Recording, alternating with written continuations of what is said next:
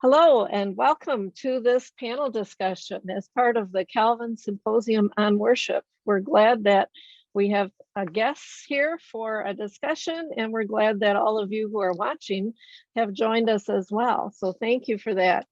Our topic today is healthy collaborative leadership, principles and practices for pastors and worship leaders. My name is Kathy Smith, and I'm moderating this discussion on behalf of the Calvin Institute of Christian Worship. I serve here at Calvin as the Senior Associate Director of the Worship Institute and have been teaching courses at the college and seminary level in leadership and church administration and church polity, and being part of these conversations for a long time. So happy to lead this discussion. We have three guests with us today, and I'll say a few words about each, and then I'll invite them to add a bit more to tell us about themselves and their leadership journeys. We are joined by first Mike Cosper, who is a writer and a podcaster. He is currently the Director of Podcasting for Christianity Today, where he hosts The Rise and Fall of Mars Hill and cultivated a podcast about faith and work. He's also the author of several books, including Recapturing the Wonder, Transcendent Faith in a Disenchanted World, Faith Among the Faithless, Rhythms of Grace, and the Stories We Tell. He was one of the founding pastors at Sojourn Church in Louisville, Kentucky. And I think that's where we first connected with Mike as they were part of our Vital Worship Grants program. He also launched Sojourn Music, a collective of musicians writing songs for the church, and continues to live in Louisville. So welcome to Mike. We're glad to have you with us today. Yeah, thanks for asking me. You're welcome. Secondly, we have Reverend Dr. Nicholas Pearce, who is joining us from Chicago. He serves as assistant pastor of the historic Apostolic Church of God on Chicago's South Side. And in addition to teaching and preaching duties at that 12,000 member congregation, he is a senior advisor for church strategy. He's also the author of a book, The Purpose Path, a guide to pursuing your authentic life's work. And that relates to other parts of his work. He's a professor at Northwestern University's Kellogg School of Management, and he's the founder and CEO of the Vocati Group, if I pronounce that correctly, yes, a management consultancy for churches, corporations, and nonprofit organizations around the world. So we're excited to hear the wisdom that he brings from both his pastoral work and his management work through the Kellogg School. So welcome to Dr. Pearce. Thank you for having me. Great. You're welcome. And then finally, we have with us the Reverend Dr. Eleazar Merriweather, who is also a person that we've connected with through the Vital Worship Grants program. And here, Nicholas, this is a hint. You may have to apply for a grant in the future, so we can add that to your bio. But we're delighted to have Reverend Merriweather with us. He's extremely active in the African Methodist Episcopal Zion Church, both as a local pastor. He's served at the Lomax Temple AME Zion Church in Knoxville, Tennessee. And then he was pastor here in Grand Rapids, the St. Luke's AME Zion Church, and currently serves in Detroit, Michigan at St. Paul AME Zion Church. He's also involved in the denomination at many levels, having served, well, there's quite a long list here. He's been administrative assistant to the presiding bishops. He's been dean of the Rochester Brown School of Ministry for Malawi and Mozambique.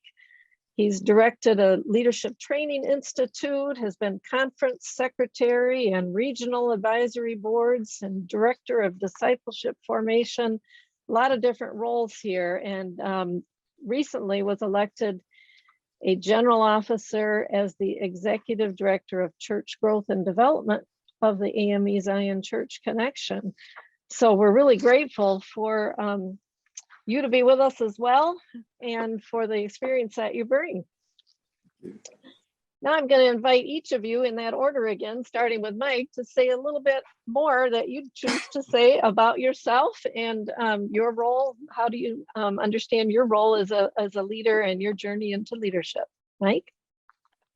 Yeah, I would say, for me, church leadership was something I kind of stumbled into. I was part of a group that was somewhere between like a small group and a Bible study, but we didn't have a church. We didn't have a church home. We kind of felt alienated from the churches we'd grown up with, and kind of a long story to that. But a lot of it just being like kind of being part of a subculture, being, a generation displaced at the time. And so that sort of opened doors for church planting, and we were just part of a core, and one thing led to another, and there were a bunch of worship leaders in the church, guys that I'd grown up with that were leading worship at camps and youth events and stuff like that, and I was like the electric guitar player that they hired and brought with them.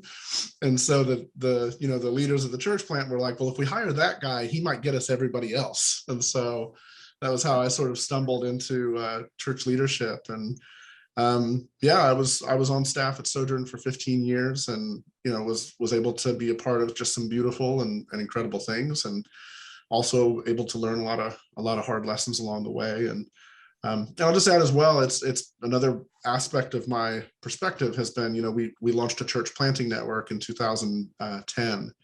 And so up until last year, I was part of the board of that church planting network, and worked a lot with pastors and worship leaders, and tried to help. I think one of the things I'm passionate about is trying to help those sort of teams and those individuals actually communicate with each other, which surprisingly doesn't happen at a lot of churches. A lot of times they don't know how to speak the same language, and they kind of live in silos apart from each other. It's like, well, you do your thing and I'll do mine, and so long as the transitions happen okay on Sundays, everything's happy. So Thank you. Thanks, Mike. And now let's turn to Nicholas. Sure. I view my journey as a leader as being a bridge builder, boundary spanner. And I have the privilege of serving as a leader in the church, as a pastor. I have a privilege of leading in the academy as a professor. I lead in the marketplace as a CEO and executive advisor. And I also have the opportunity to lead in the community through some of the nonprofit and board work that I do. And I very much view my role as being a bridge builder. I'm a missionary to the marketplace. And at the same time, I am a subtle agent of reintroducing organizational behavior and leadership principles back into the church. What I often say is that I don't leave my brain in the parking lot when I come into a pulpit to preach, right? I'm no less a professor when I'm in the pulpit, but I'm no less a pastor when I'm in the classroom. I don't leave my soul in the parking lot to come into the university to teach. And so part of my journey of leadership, and even things that I write about in the work that I do with pastors and marketplace leaders and others, is rediscovering that work of living what Parker Palmer would describe as living an undivided life, right? Where our souls and our roles are well integrated, where we are healthy, not only spiritually, but also vocationally, and being able to bring the insight, both theologically and scientifically, from the social and behavioral sciences to bear on how we can move forward together, not only in church, but in community and society at large. So really thrilled to be a part of this great meeting and this conversation today. Thank you. Thank you very much. And now let's turn to Eleazar. Amen. My journey basically is divided into three major increments, almost same amount of time.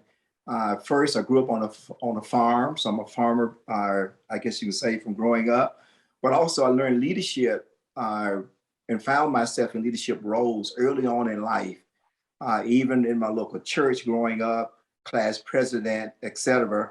The other third of my life was as an electrical engineer in that profession. And I found myself in a leadership role, none of which really I was seeking or asking for. People that know me well, I'm very relaxed, very reserved, but still God has placed me in leadership roles. And the same thing was true in my local church. And I was very content with being a lay leader, and that's where I was. And then later on, the last third of my life has been in pastoral ministry, and which I just got elected, as you stated earlier, as executive director of church growth and development.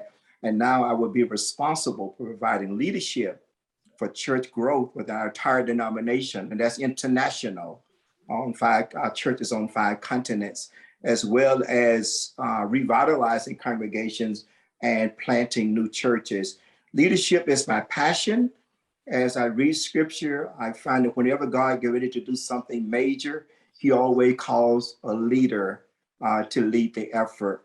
And so what we do as leaders in any capacity is very critical. So I'm excited about the new role that I have, and also about, the experience God has given me as a pastor in the life of our church. Thank you.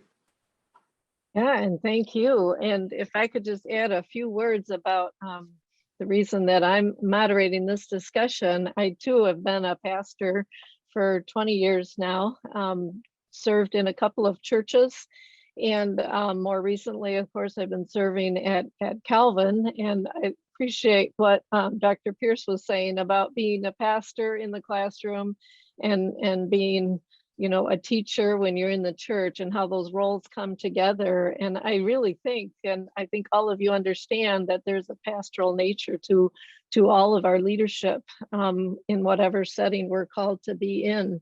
For me, I've really enjoyed the opportunity to be connected with students and to be part of shaping those conversations. I'm currently teaching a ministry leadership course to 35 inmates in a prison about 45 minutes from here, who are part of Calvin's Prison Initiative program, and they're working on a bachelor's degree in faith and leadership. So it's been a very interesting learning journey for me to learn from them about leadership in quite a different setting than I am accustomed to. The Worship Institute does a lot of work with so many different churches and worshiping communities. And so through that work and through my association with the Christian Reformed Church, where I'm a pastor and professor at their seminary, I've been able to do a lot of consulting with different church leaders, and hopefully have been of some help bringing some of the wisdom that we've gathered in all of these different conversations. And I do have a book called Stilling the Storm: Worship and Congregational Leadership in Difficult Times, which was published back in 2006. But the difficult times haven't ebbed at all, right? They've gotten even stronger, I would say. So let's turn to our topic. Last January at this conference was the first time we went with recorded sessions, and we did that kind of suddenly because of the pandemic. But last January, I interviewed Andy Crouch at this conference about his article titled "Leading Beyond the Blizzard," in which he talked about how the coronavirus is not going away. This was over a year ago, right? Is not going away, and how we need to learn to lead, not just through the blizzard of a crisis, which is what it seemed when it hit, but he said it's going to be not just a blizzard, it's going to be a season of winter. And not only that, it's going to be like a small ice age. And he argued that everything was changing, everything was going to be different, and leaders had to figure out how to lead differently. And that article was a little startling to some people back then, but now we are understanding that a lot better. So we realize that leading through a crisis or a cold spell or a long-term sea change, it really requires quite different skills, requires pastors and churches to pivot, to adjust, and to do that almost all at the same time. And it's been pretty exhausting for a lot of people. So I'd like to ask each of you, and for now I'll start with Mike again, but we won't go with Mike first every time. But for each of you, from your experiences and your interactions with pastors and church leaders over the past year and a half, how would you assess the state of the church's leaders today? It's both its pastors and worship leaders are our two main audiences. What are the main challenges that they're facing? Mike, you want to go first? Yeah, I'll just say, in my encounters with pastors and with worship leaders, I think there's just a lot of just weariness. People are tired. They're worn out. You kind of live with this cloud over your head of not knowing, we have this at the time we're recording this, there was a new variant announced, 3 or 4 days ago. And it's like, okay, is this going to shut us down again? Or we'll be back online full time? What does that mean?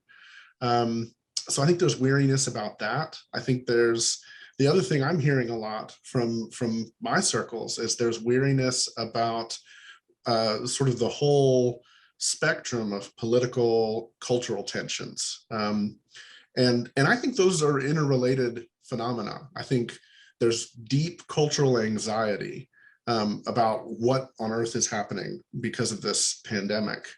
And I think politics and other sort of culture war issues become kind of a pressure release valve for people who are maybe a little hesitant to say, hey, I'm scared of this disease and I'm scared of what it's going to do to me. If they can get mad about politics and have an outburst online or at a pastor or at just someone else around them to just sort of release that inner pressure, they are. So I think you're seeing, a lot of pastors are wanting to get out. Barna just had a survey where I think, I don't know the exact numbers, but there was a jump. There's a question in their sort of state of the church survey that comes out every year. And one of the questions is, if you could leave ministry, if you knew for sure you could leave ministry as a career, would you? And there was a real leap. And it's an interesting survey because most of the numbers in the survey look good. The church has a good reputation. People like the church. People think the church has done well and served well through this crisis. But pastors, if they say the wrong thing in the pulpit about masks or about politicians or about race or about whatever, they know the backlash is coming. And so I just sense a lot of weariness. The other thing I think about a lot is what kind of spiritual formation has happened in the last 2 years? Meeting online, not being able to touch, not being able to hug, not being able to see each other's faces, not being able to really sing and speak like we normally would. And, for those of us who have lived in the church for the last 20 years and been formed by the life of the church in those 20 years, I don't think I wouldn't say it would have zero effect on us. It's having some effect on how we think about worship and community. But I especially think about kids. What is this doing to the spiritual formation and the worship formation of kids? And I hear a lot of pastors thinking about that and concerned about that. How are we, what does the church look like moving forward? Does it look like this moving forward? And is this status quo, something that we can, is it acceptable for the spiritual formation needs of the body? Yeah, thanks, Mike. Yeah, that's really a lot to think about, but the impact on children is really an amazing one. Just a side note, my brother-in-law is involved in some research that they did on children in China during the lockdown, and they found that their eyesight was actually, they were more nearsighted. And they thought it was because they were spending too much time on screens, but it turned out it was just because they weren't going outside and focusing at a farther distance, and which is a biological or a physical effect. But you think about the emotional effects and the spiritual effects too for children as well as adults going through these times. Very, very interesting to think about. Well, I'm going to turn to Nicholas. What thoughts do you have about this question? I agree with Andy Crouch's premise that the pandemic, COVID-19, and I would even argue its twin pandemic, what we call COVID-16-19, this reckoning on matters of race. I don't think this is just a bad blizzard. I don't think it is just a long winter. I really do believe that it is the dawn of a mini ice age. And I think the oxymoronic words of Charles Dickens from A Tale of Two Cities are quite appropriate here. It was the best of times. It was the worst of times. I think in some regards, it's the best of times for the church, for pastors, for worship leaders, because when the world is at its darkest, the light of the church can shine its brightest. And I think that as we look at the despair and the despondency and the hopelessness that pervades society, what greater time is there for the light of the gospel to shine brightly and for the Church of Jesus Christ to rise to that occasion, to be that vessel, to be that conduit for people to connect with God in Christ. At the same time, I think it's just a really difficult season. Some pastors are in denial. Some pastors probably wouldn't agree with Andy. They're acting as though this is really just a bad blizzard.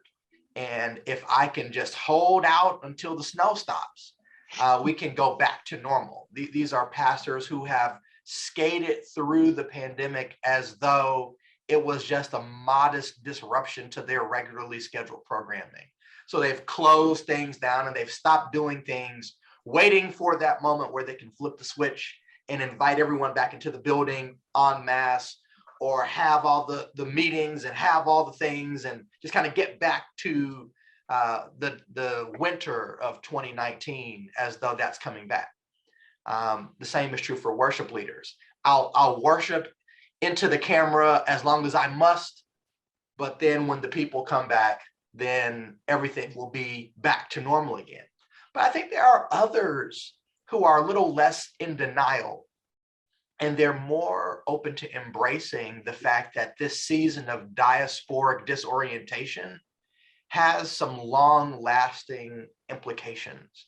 The rules of the game have fundamentally changed, whether in terms of leadership at a pastoral level, whether in terms of what worship means in a believing community. Do we have to be physically proximate to be together? What is the role of online or technologically mediated worship? Is that real worship, or is that where the lazy people go to bedside Baptist because they don't want to go to church? Like we have to really wrestle with some of these long haul changes. And I think a lot of people are at the space now where honestly they're saying, we know it's different, we're not in denial, but we just don't know what to do. And so it's causing us to be much more prayerful, to be much more planful, to be much more deliberative and collaborative as we enter into a season that none of us have ever led in before, but a season in which God is very much on the throne. Mm-hmm.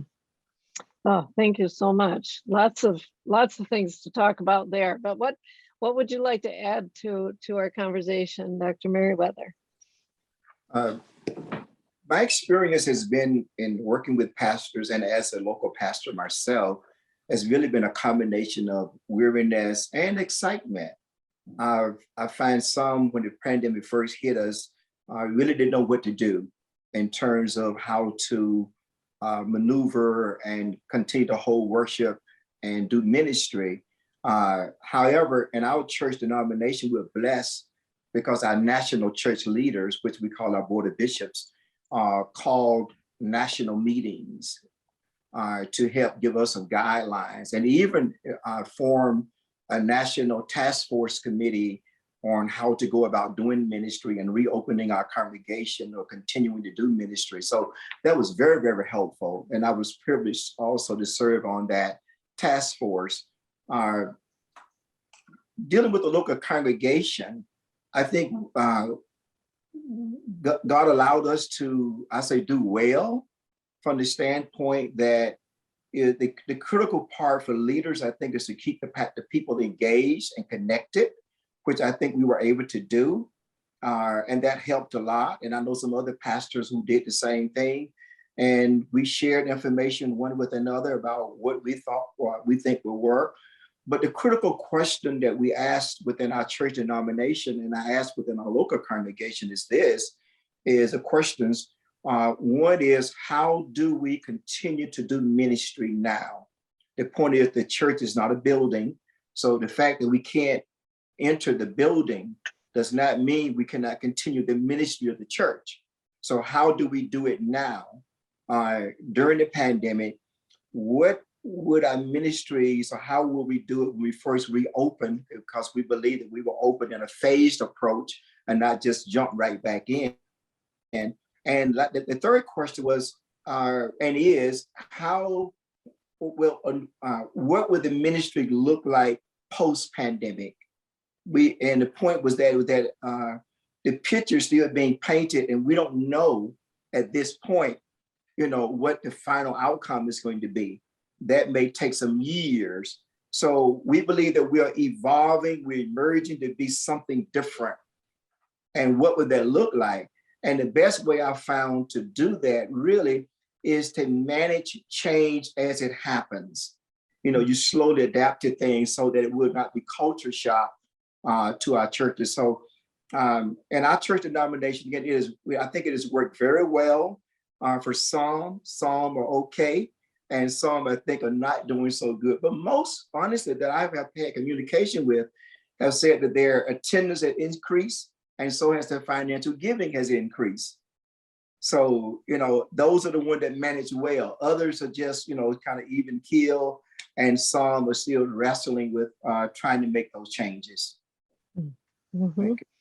Thank you. Yeah, we hear news of that too, of the changes, and some churches are increasing attendance greatly because they're online and they have attendees that are far from them that are never going to walk in the door of the church building. So some very interesting things are happening, and I appreciate how each of you is saying, yes, there have been some very tough sides to this, but there's opportunity for the church, and there's a hopefulness too. Mike already touched on this question a little bit, but we do hear these reports of pastors that are thinking of leaving ministry. That's becoming quite a theme in different news contexts. So you start to wonder, is there more going on than the pandemic, and why might it be that so many are considering giving it up? Who would like to address that question? That's a tough question. I'll jump in. We're noticing that a lot of people are engaged in what they're calling the Great Resignation. And this is something that is not only touching pastoral ministry, but it's touching medicine, law, journalism, business. People are really resetting, and they're walking away, in some cases, from careers or jobs that weren't treating them fairly or treating them humanely. But other people are walking away from roles where they felt there was a degree of vocational fraudulence, if I can use that language. They were in a space where they were functional but not called, right? And so they're saying, with whatever amount of time I have left in my life, however many years I may have left, tomorrow's not promised. I want there to be life left in those years. And so I want to go not where perhaps I was called, but go to where I am being called now. Not go to the place that I'm perhaps most accustomed to, but go to the place where I believe God is positioning me in this next season of life. So that's one phenomenon that is truly much broader than ministry. But in the ministry context specifically, I think about a conversation I had with a pastor in March of 2020, which was right as the pandemic was hitting the shores of the United States, particularly in a major way. And what he said to me was, as soon as I don't know how to fight the giants of this generation, I'll know it's time for me to go. And lo and behold, this new ice age comes up and folks don't know what to do. The routines and rhythms and ways of coping and ways of navigating and ways of leading, even through crisis and disruption, those ways have been themselves disrupted. And so it's just so disorienting and not just exhausting, but disheartening when you don't have the tools in your toolkit And you're recognizing that perhaps to navigate forward, there may be another generation that has been equipped by God to fight this giant.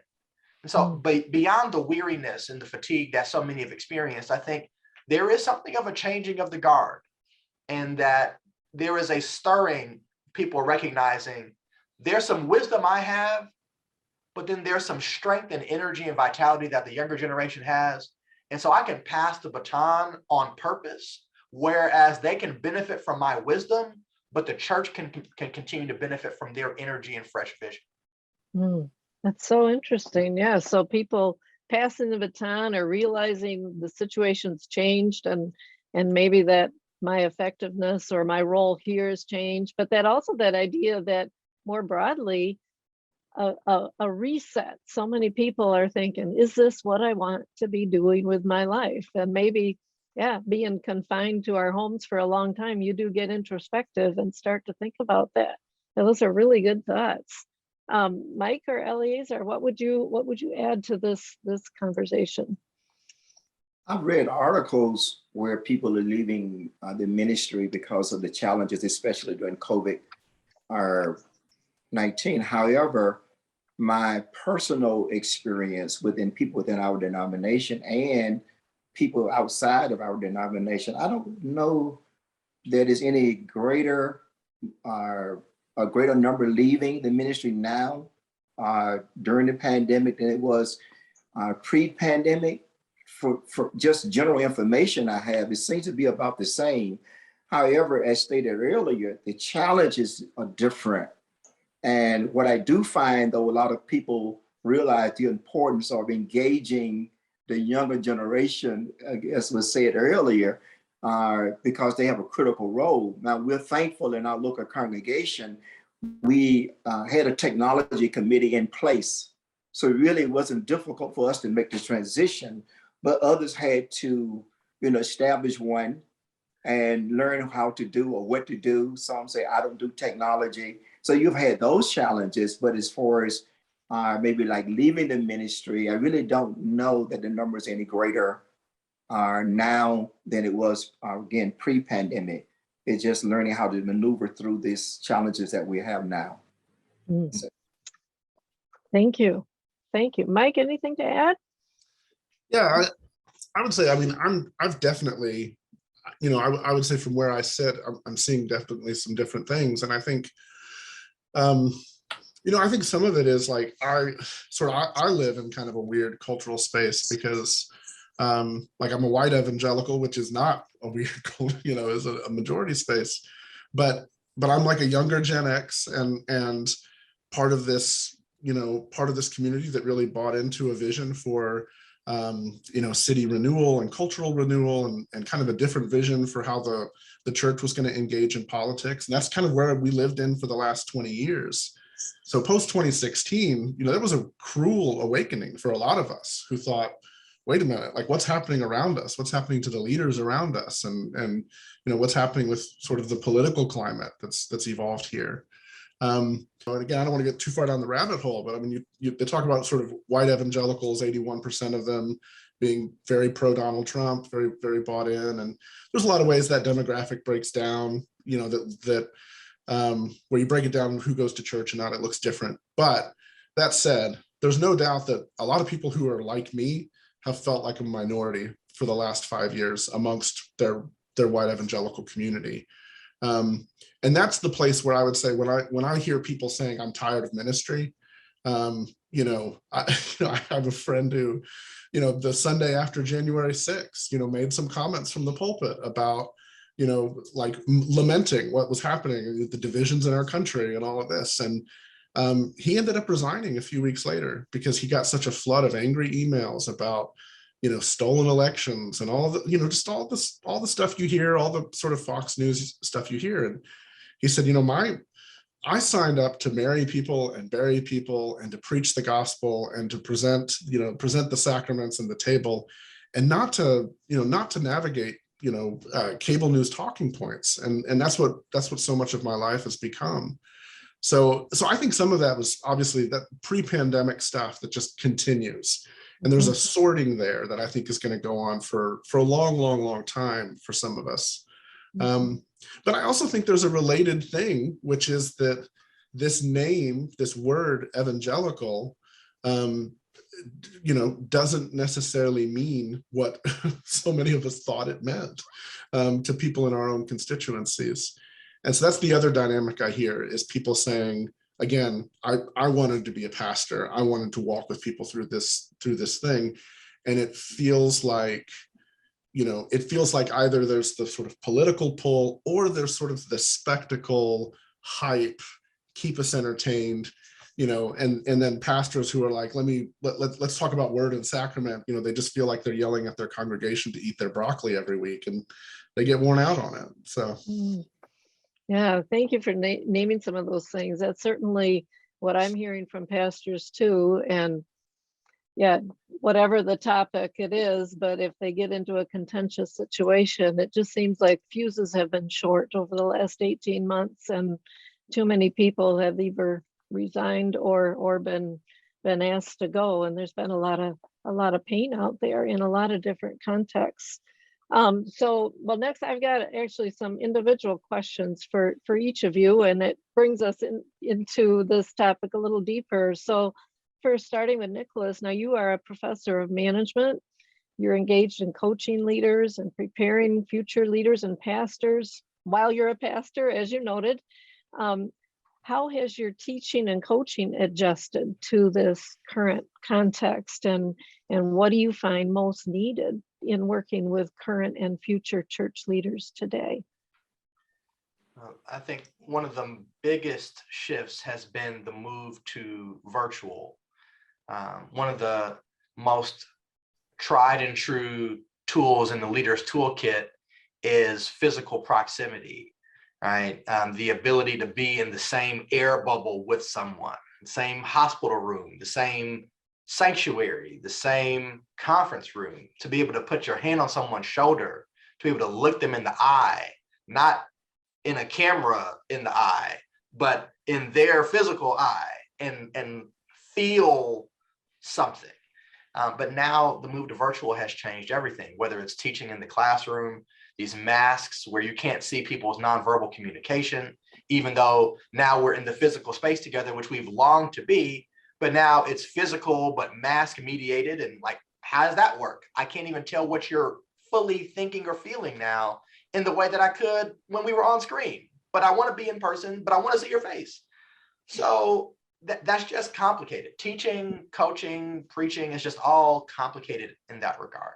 However, not only has the context of the teaching and coaching changed, but the content in some ways has changed. And what I have found is really not so much even that the content of what I'm sharing has changed, but just people's openness to it has changed. Whether we're talking about business leaders in the marketplace, or even churches, pastoral leaders, we have the privilege in our company to support many churches and denominations. Here at Kellogg, at Northwestern University, I have run our Kellogg Faith Leaders Week program for the last several years. And we're just seeing more and more leaders in the church space longing to ask questions of purpose for themselves, questions of vocation for themselves, but also questions of, how can I lead a complex organization? Seminary didn't teach me how to do that as well, beyond an amazing church administration class. But I don't know how to make collaboration happen. I don't know how to lead innovation and how to spur and spark more creativity. I don't understand the dynamics of leading with an entrepreneurial mindset. I've never even thought of that. How to lead change, not just theologically, but organizationally. So what I have found is that people are more open to blurring that sacred secular divide. I think it's actually more of a myth. If we believe the earth is the Lord's and the fullness thereof, then there is nothing that the Lord can't claim. Right? So the sacred secular divide, I think, is in some ways unhelpful. And I think a lot of people have lowered it because people are now worshiping in what were once considered secular spaces, their homes, their jobs, etc. And so I'm seeing more and more people thirsting for leadership and organizational training, being open to management principles that were once taboo, but now people are recognizing that there is wisdom in it and they can benefit from learning these principles as we try to shape and rethink whatever the Lord's church will look like in a post-pandemic reality.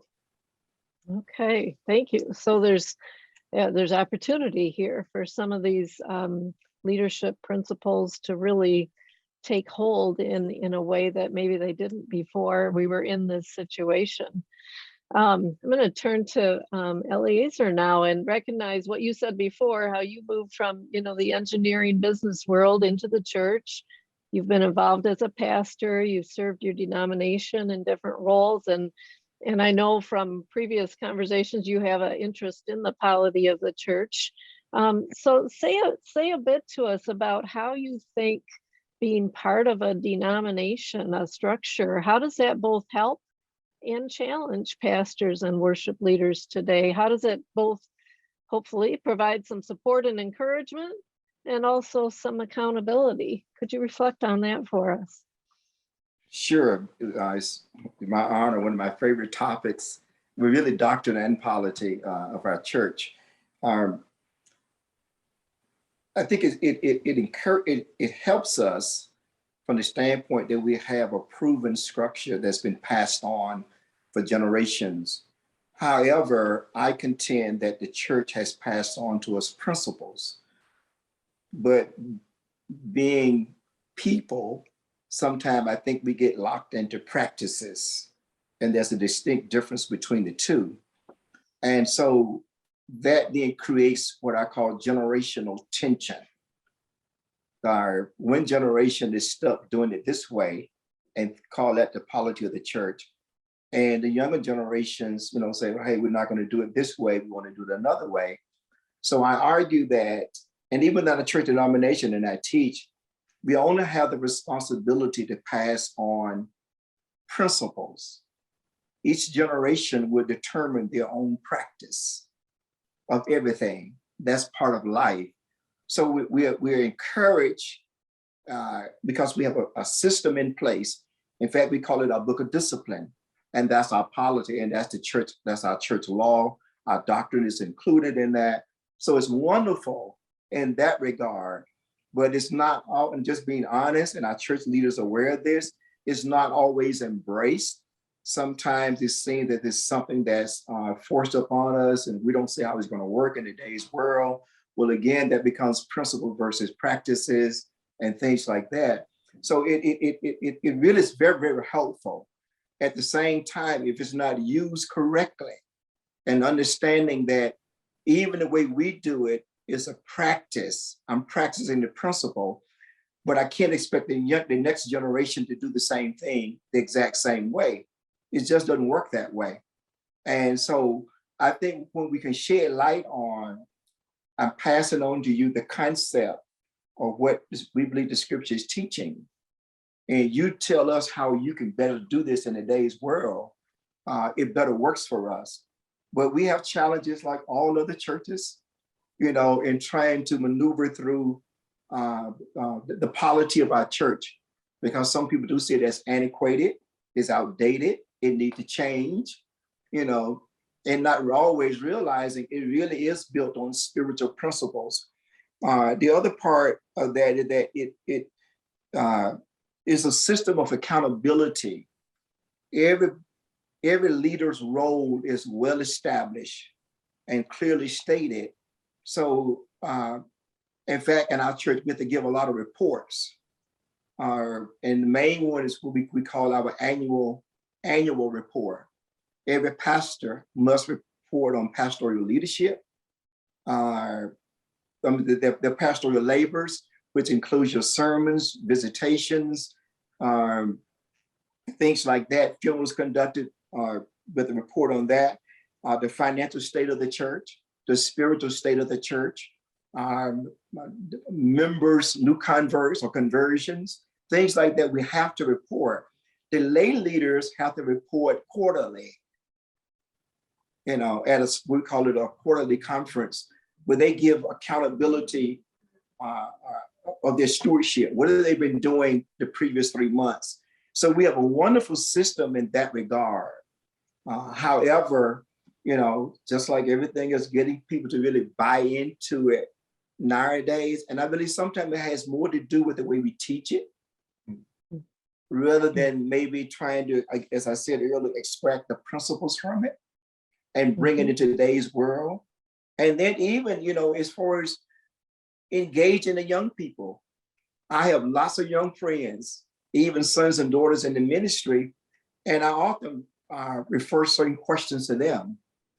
In your generation, how would you do this? Enlighten me. And they'll be happy to oblige us, how they would do it. But that's my experience, and that's what I would say based on how our church is set up. The polity of our church is a critical piece. If I may, lastly, I say the doctrine is like the cake batter, and the polity is like the pan you're going to put it in. It has to take some shape and some form, So that's our polity. It's the form that we are going to carry out. It's a central form of our church government that's consistent really across the world. Okay, thank you. No, thank you very much. Yeah, and I teach church polity here at Calvin for the candidates for ministry in the Christian Reformed Church. So that warms my heart to listen to you talk about that. And I think I'm going to use that cake batter and cake pan in my next class. What I often talk about, and I got this from my mentor, Dr. Henry D. Moore, who talked about how the polity of the church is like the banks of a river. It's not a dam. The church order isn't supposed to stop the river from flowing. It's actually the banks that help the ministry to flow in a good direction. And you need some banks so that it doesn't just spill all over the place, but it guides it. So I guess that's kind of like the cake pan, right? It gives some structure there. And I'm convinced that polity is something that we need to learn, both because I think it is a leadership tool. You have to understand the polity of the church in order to lead well in it. And because in most denominations, and I think also in independent churches, whatever structure you have provides the accountability that keeps people together and mutually accountable as leaders to your congregation or to your broader group. And I think that's really important for effective leadership. And now, so may I add a quote from John Wesley, who Please Methodism is founded from his teaching. He said this regarding polity: "What then is the purpose of polity? Is it not to bring lost souls from under the power of Satan unto God, and to fear and love him? And if it does not do that, it is nothing worth. It has no value." That was his quote. That's from the book on the works of John Wesley. Thank you. That's very well put, and it summarizes what we've been saying very well. Thank you. I'm going to turn to Mike now. You've been a church planner. You've started a songwriting venture, and now you're a podcaster for CT. And probably the most well-known podcast you've done of late is the series about the rise and fall of Mars Hill Church and its pastor, Mark Driscoll. And I'm sure a lot of our viewers have listened to that podcast too. So say a little bit about what you've learned from doing that series. What unique opportunities and challenges did this church and pastor demonstrate? And well, the rise and the fall, what's your assessment of what went wrong and what might have prevented that? Well, it's interesting it's interesting to be asked that question on the heels of a conversation about polity, because I think so much of the Mars Hill story is really a story about the lack of any kind of formative institution and formative institutional impact on Driscoll and on the church as a whole. I think, in some ways, the most damning critiques of where Mars Hill, what Mars Hill became in 2011, 12, to the end, are recordings of Mark Driscoll in 1999, 2000, 2001, talking about elders and plurality of leadership and accountability and the dangers of celebrity. And, we live in this time where there continues to be explosive growth in the world of kind of the non-denominational megachurch. Mars Hill set a template for that in many ways, particularly because of its just, masterful use of media and online communication. And I think throughout the history of the church, one of the things that sort of breaks my heart over and over again as I listen to these stories and have done these interviews is how many times people came along with the expectation that, if we put Mark Driscoll in this cohort of pastors, or if these older elders become part of the community, or if he becomes part of this network of leaders, the Gospel Coalition, or if he becomes sort of mentored by John Piper or whoever it was, like all these different opportunities along the way, kind of the message was the same, which was, yeah, we know there are problems here, we know there are concerns, but these relationships, this mentoring, this proximity is going to be something that, is, and this language wasn't necessarily used, but the expectation was this will be formative, he'll mature, things will get better, and some of the problematic stuff is ultimately going to go away. But it never happened. I mean, Yuval Levine has this great concept in his book A Time to Build, where he talks about kind of the failure of institutions in the US, and this idea that people, institutions no longer have formative effect on individuals. Individuals connect with institutions or come up through institutions and simply leverage them as platforms to make a name for themselves and become famous. And I think that's part of this story as well. The networks and the institutions that he did connect with weren't formative for him. They were levers for him to sort of get to the next level of celebrity and fame. So all that to say, like, Eleazar, when I hear you talking about Polity and Polity as this cake batter, I mean, that is like a formative vision, right? Like, here's who we are, here's what we're about. We're going to be constrained by those things. And I totally understand. I mean, as somebody who did church planting, and we were untethered, and it was dumb and dangerous how much freedom we had as church planners. I look now and I think, my goodness, like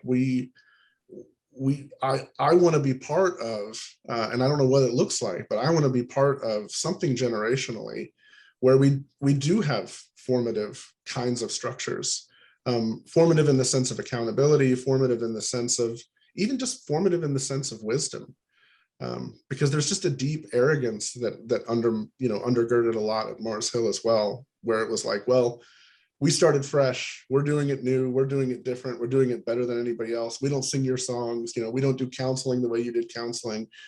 And then people woke up 15 years later and they're like, wow, we really hurt people. I mean, we really hurt people. And, it's just a heartbreaking story on those levels. So, yeah, I mean, unfortunately, Kathy, I could talk about this for hours. Obviously, it's been a year and a half of my life, but I would say, I think the bottom line, well, I'll just add one thing for the finale, which is releasing here within a day or so. I interviewed a lot of leaders from different traditions to sort of look in and say, what do you think, went wrong here? Like, what would you say? And it was comical in one sense, because, you talk to a Presbyterian and their comment is, well, they need a plurality of elders. Like, a real plurality of elders could have, created accountability. And, you talk to a Baptist, serious Baptist about polity, and it's like, well, congregationalism, the congregationalism could have helped. And, I talked to an Anglican priest, and she said, making the church more about the liturgy and the word and the table, and so everybody kind of falls back to their tradition. And I think there's a lot of truth to that.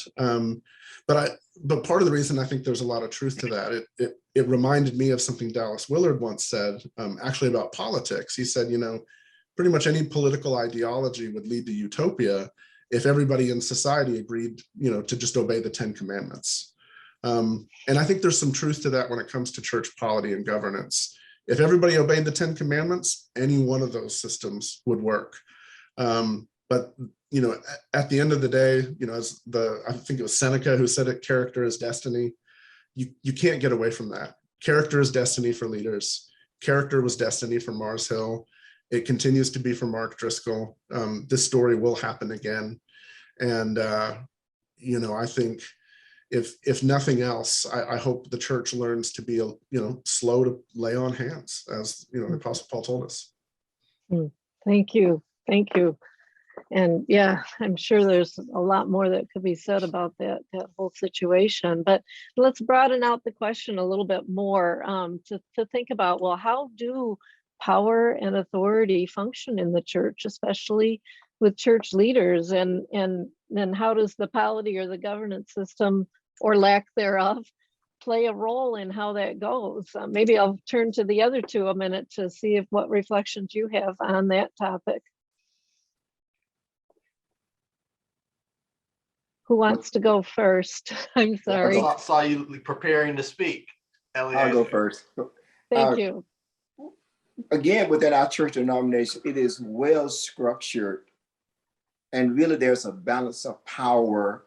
And I'm going to make the statement on paper, because a system is only as good as you carry it out, or we function in those roles. But it is well established, a true balance of power. Whereas, I'm going to give an example, whereas as a pastor, I have the responsibility and a right to nominate trustees, appoint, but these trustees must be elected by the people. So they elect whoever I nominate without questioning, then it loses its importance. But they really have a right to challenge and even say no. That's our system. And what we call stewards, they are appointed by the pastor, but they are confirmed in another meeting by an elder that oversees a local district, for example. And that the body of leaders. So that's just an example. There are certain things, other matters that's not invested in those boards must come before the people, the entire membership. So it's there. But if I'm a pastor and I decide to do whatever, no one challenges me and just let it ride, then of course it loses its effect and the purpose for which it was established. But it's well defined, and that's why I love our church so much, because at least we got a system, but there's a balance of power. In fact, we think it's dangerous, and I do too, from what I've seen.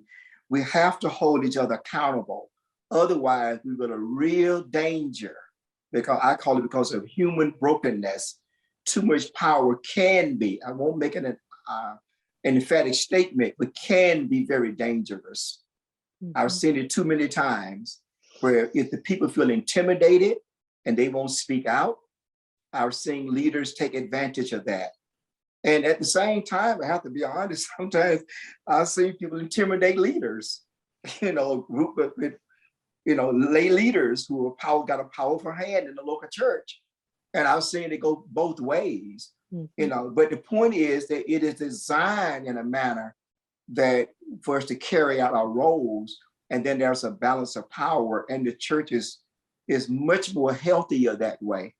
And lastly, in this, John Wesley had a saying, the only way he will attend a conference when invited is that every proposed idea be questioned and examined to its foundation. So godly debate and discussions are not negatives. The church must engage, and this is what part of our polity is about, engage in healthy dialogue, debates, and discussions. As long as we're respectful of one another, but that's where it belongs, in the body of Christ, because also John Wesley believed this, that because of our human brokenness, it is more difficult than we want to acknowledge to discern the true will of God. And it takes the body of Christ coming together, clergy and laity, not one or the other, but both coming together to discuss those matters before we run off and do it because pastor says, or some other leader say, I got a good idea. God spoke to me last night and this is what we should do. without the people having a voice in those matters. So, so that's what I say about authority. Thank you. Thank you. Thank you. And Nicholas, what would you add? Sure, I agree with Eleazar wholeheartedly. I think when we look across the board, trust is at an all-time low in leaders, not just in the church, but in the marketplace, in government, police, teachers. We just see people lacking trust in leaders and institutions. And I think for many of us, we have seen people abuse the power they've been invested with as leaders, which has led to that distrust. We have seen leaders abuse their power for self-interest and for personal gain and to take advantage of others. And so people are saying, look, if I've got to come to church and be a part of a group that is being led by people who are not trustworthy, I can follow Jesus by myself and dispense with the foolishness of unethical leadership. Now, I don't believe that the vast majority of pastors and leaders are like that. I believe the vast majority of pastors and leaders are honorable women and men of God. At the same time, we do have to even confront within those ranks our theology of power. And to a certain extent, what we believe good leadership looks like. Is good leadership about having power over people on God's behalf? Or is it about having power with people by the aid of the Holy Spirit? And if we focus more on this idea of having power with people, then accountability will be mutual. It won't be, I hold you accountable because I'm over you only. Accountability also flows the other way. And accountability is something that a lot of people don't want. This you can't judge me kind of culture. Well, the Bible talks about not judging people's souls, but the Bible does talk about judging a tree by the fruit it bears, right? And so this whole you can't judge me, you can't hold me accountable, you can't tell me anything phenomenon, I really think is because a lot of people don't want to be pastored. They want to be preached to. They want to be cared for on their own terms. They don't want to be pastored. They don't want someone to get close enough to be able to tell them that their breath is not always minty fresh. Like they don't want someone to have that kind of proximity. And when we don't have that kind of spiritual relational proximity, accountability is impossible. Accountability only comes through pastoral relationship and through love.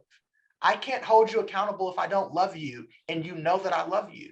So people will cast off accountability. A lot of people have been manipulated. They've been used for their gifts, but they've never really been loved. They've not been discipled. And so I think accountability is very much tied to this concept of how we view power and how we view ourselves as all being under God, but striving to work together for the advancement of Christ's kingdom on earth. Thank you so much for those words of wisdom. I've got an eye on the clock, and I'm going to combine the next two questions that I had sent ahead because they're so similar. So asking both from the church side and the pastor and leader side, how can churches and pastors and worship leaders intentionally work towards creating healthy structures of accountability, putting healthy checks and balances in place for themselves and for their teams? What are some ideas or best practices that you could share about that? Shall we start with Mike on this one? Yeah, I think the church as a whole, and I think this goes for the congregations as well as the church's leaders. I think part of where we are, and this is reflective of what's happened in the church, but it's reflective of what's happening in society. If we're going to go by the name Christian, we really need to reflect and ask questions about what what matters, right? When we think about power, when we think about the way power has worked through the church throughout history, when does the glory of God reveal itself most beautifully?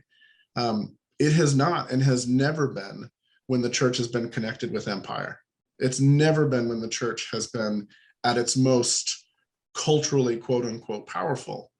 The church grew most beautifully, and the church flourished most beautifully in moments like, in its early days, when on the one end it's being persecuted by the Roman Empire, and on the other side it's gathering abandoned children from hillsides and taking them into homes and adopting them and caring for them, showing up for the vulnerable, showing up for the weak. I think constantly these days of Martin Luther's contrast between theologies of glory and theologies of the cross. The theology of the cross tells us that God does the most powerful and meaningful things in the world and in the church history in exactly the opposite ways we would expect him to. As the Puritans put it, like the way up is the way down. And so an embrace by the church as a whole, an embrace of the humble and the lowly and the weak, I think has to be at the heart of healthy transformation and healthy renewal in the church. We are enamored by powerful, charismatic people who can entertain and sustain our interest for a really long time. And as somebody put it the other day, Mick Jagger's really good at that. But what makes us think that because he's really good at that, we should entrust him with our souls? And I don't say that as a judgment on Mick Jagger. I say it as because I know as much about him and his private life as I do the private life of any one of the megachurch pastors whose sermons I could watch on a screen at a gathering around the country. And I don't mean that as a blanket judgment. I know some pastors at those very large churches that are godly people. But again, I just think it comes back to what do we value? What are we invested in? And the answer is, the church has told its answer with its feet by where it's showing up and what it's putting its life on the line for. So I think as we're asking these questions, I do think these are big cultural questions. I just think the church has to ask them for themselves. Why are we showing up? What are we invested in? What are we accountable to? As Nicholas was saying a moment ago. Okay, thank you. And let me turn to Nicholas. What would you add to this conversation? When I think about the idea of accountability and structures of accountability, I also think about what is required to have a healthy culture of collaborative leadership. And I think that really boils down to loving God, loving people, and respecting the God in those people. Now, I see a lot of tension between pastors and worship leaders. I'm a pianist, and I've spent time playing in church, so I know the tension that can exist between pastors and worship leaders and musicians, whether they're competing for control of the service or whether they're collaborating for God's glory and for the edification of the body of Christ.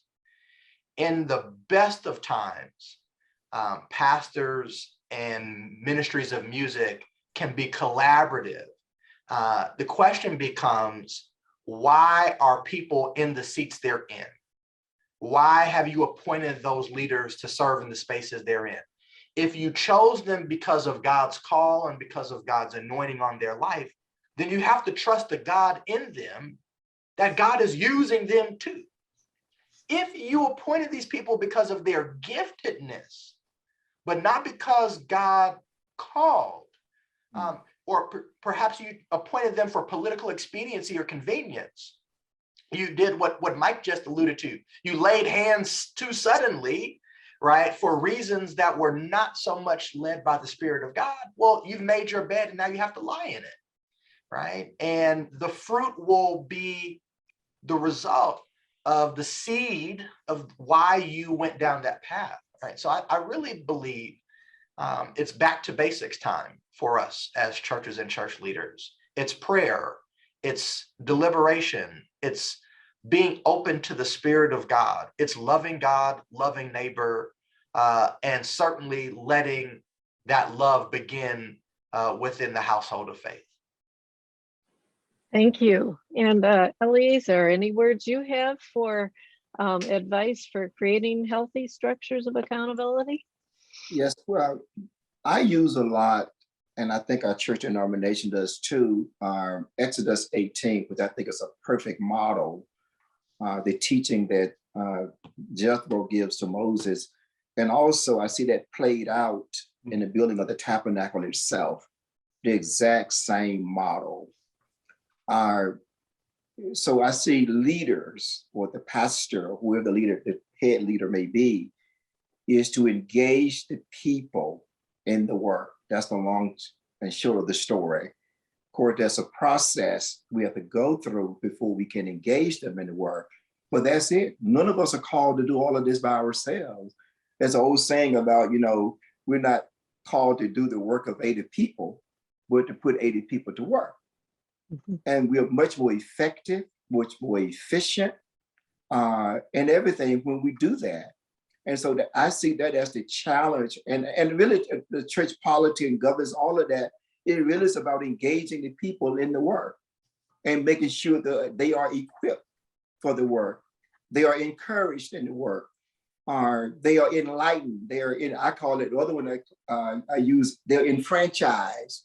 Mm-hmm. And I use the example, if I may be driving by and see somebody's lawn, and I may say, wow, they sure need to cut it, but that don't mean I'm gonna get out and cut it, because it's not mine. But if it's mine, I'll do it. Or the same thing washing the car. You may say, well, so-and-so need to wash their car. You may see people washing the little back mirror or windshield, sometimes wash me. That don't mean they're gonna wash it because it's not theirs.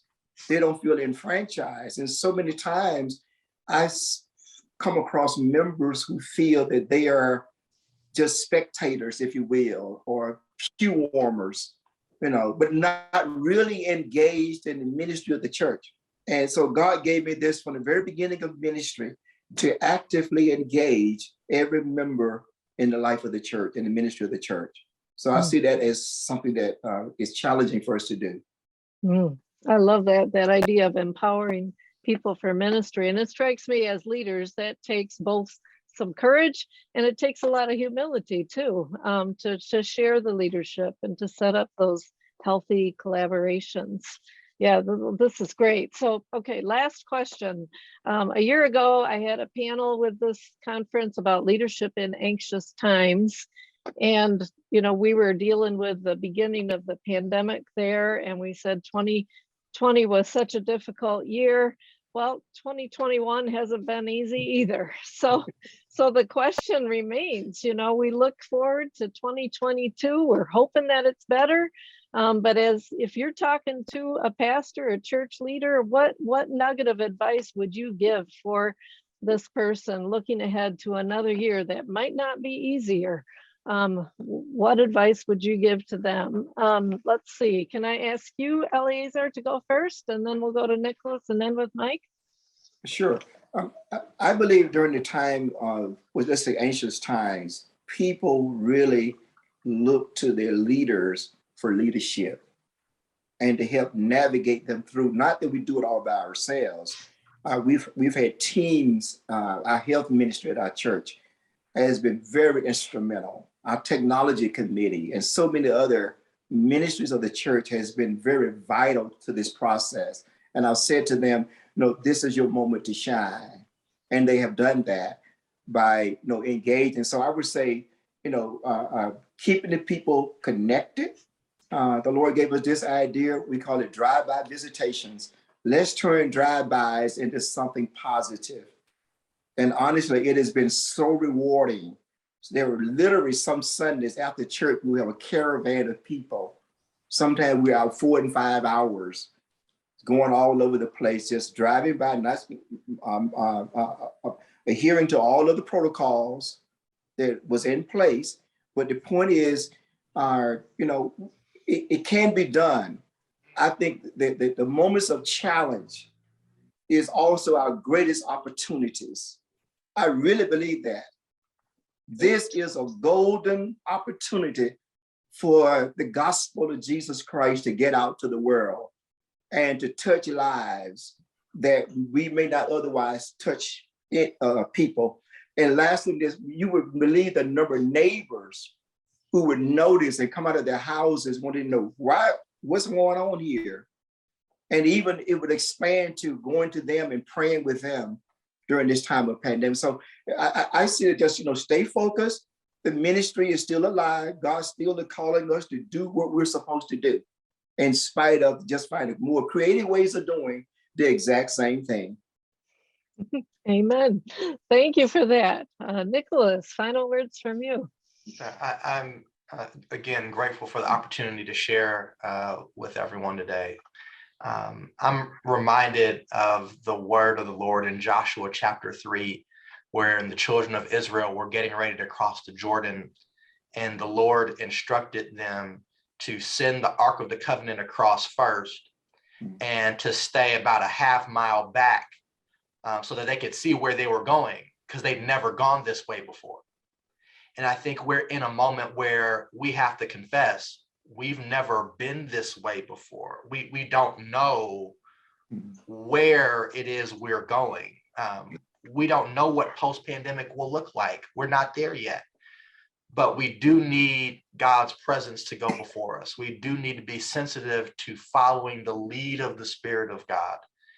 And that is a space of utter reliance and total dependence and lack of self-assurance. Many of the things that Mike talked about in terms of toxic culture and cults of celebrity, which are very much about certain, sure looking, confident leaders who can tell the way and can go the way. We're at a point where vulnerability, authenticity, yieldedness, and submission to God's Spirit will win the day, even when we don't know which way we're going. And none of us can certainly say we know which way we're going. We just want to follow Jesus. And I think if we can get back to simply following Jesus and modeling before people, both in our preaching, our teaching, and in our worship, I think we will see the kingdom of God continue to advance, and we will see emerging generations find value not only in Christ, but once again in the church. Thank you. Amen to that too. And Mike, what can you add as a final word to our conversation? Yeah, I remember talking to an older saint, a little while back, kind of in the midst of some of the darker days of the pandemic when things were very uncertain. And, he made this comment. He said, culture changes on a dime. As Nicholas was saying, we don't know what's going to happen. Anything could happen. And we just don't know. And so I love this thought of, let's be prayerful. Let's be a people who pray, and who knows. And the story he told that has just stuck with me all the way through this. He said, you look back at 1968, it's a very similar cultural moment, political tension, racial tension, a deeply dissatisfied youth culture that's rising. A pandemic, the Hong Kong flu, had a massive impact in 1968. And then, somewhere end of 1968, beginning of 1969, this long-haired, barefoot hippie shows up on the front door of a Bible-thumping preacher's house named Chuck Smith. And he says, "Hi, my name's Lonnie." And that was Lonnie Frisbee. And that kicked off the Jesus movement. And that profoundly changed, Christian culture in the United States for the next several decades. I mean, we still feel the impacts of some of that. And so, the Lord, in the midst of a turbulent time, did something amazing and did something beautiful. And I think there will be people who look at some of the things that happened in the late 90s and kind of post-Cold War era and see the church planting movement that came out of Gen X with some similar stories. So who knows? I think we should be prayerful, but I think we should be hopeful, because the Lord shows up in darkness. That's the story. I mean, again, I know this will show later, but we just kicked off Advent, and there's a reason we come back to Advent every year, because the Lord shows up in the darkness. And so I think that's always a reason for hope. Well, that's a great note to end on, being hopeful for the year ahead, and to recognize that, yes, It is Christ's church. It doesn't depend on any of us as leaders in it, but it does depend on us being faithful and following the calling that's been put on us. I'm so grateful for the three of you and for your willingness to share your wisdom with us. And I look forward to the conversation we can have with others as we put this video into the conference come February. So thank you so much for being part of this, and blessings to each of you as you continue to lead and to serve. Thank you. Thank you. Thank you.